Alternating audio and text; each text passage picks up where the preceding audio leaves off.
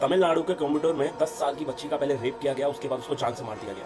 ठीक है, अब आप लोग ये बात समझ रहे होंगे कि ये केस कितना सेंसिटिव है, क्या उनके माँ बाप पे बीत रही होगी उस बच्चे के, क्या लोगों पे बीत रही होगी। मगर शायद कुछ पुलिस ऑफिसर्स को ये सब मजाक लग रहा है। ठीक है, जब इस केस की ब्रीफिंग देने 3 आईपीएस ऑफिसर सामने आते हैं मीडिया के, तीनों के तीनों हंस रहे हैं वहां पे। एक बंदा फोन चला रहा है वहां पे, बीच में मैडम जी बैठ के साइड वाले से जोक मार रही हैं, वहां हंस रहे हैं बैठ के। मुझे नहीं समझ में आ रहा है ये बच्चों के लिए जो रेप केस इतने सारे हो रहे हैं हमारे देश में, कभी अभी गाजियाबाद का केस मैंने आपको कुछ दिन पहले बताया था, फिर पुणे का बताया था, और अब ये 10 साल की बच्ची का रेप, कितना सेंसिटिव चीज है ये।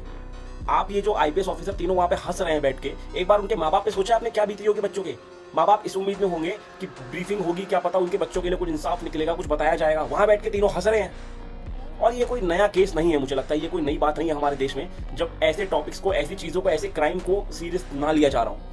कुछ टाइम पहले ही एमएलए, कर्नाटका के एमएलए, कांग्रेस एमएलए रमेश कुमार, उन्होंने भी तो सेम चीज कही थी कि जब रेप हो रहा हो तो लेट जाओ, मजे लो। मुझे समझ में नहीं आ रहा है इस टॉपिक को इतना नॉर्मलाइज क्यों किया जा रहा है हमारे देश में। या तो उन पुलिस वालों को पता है जो हंस रहे बैठ के कि कोई फायदा नहीं है चीज का, कुछ एक्शन नहीं होने वाला इस केस में। मुझे अभी तक जितना समझ में आ रहा है, जितना मैं न्यूज देख रहा हूँ, जितना चीजें देख रहा हूँ, चीजें आ रही हैं कि विजय जोसेफ जो वहाँ के सीएम है तमिलनाडु के ने, उन्होंने फिलहाल तीनों आईपीएस ऑफिसर्स को सस्पेंड कर दिया है एंड उन पे चार्जेस भी लगाए हैं, उन पे केस चलेगा फिलहाल।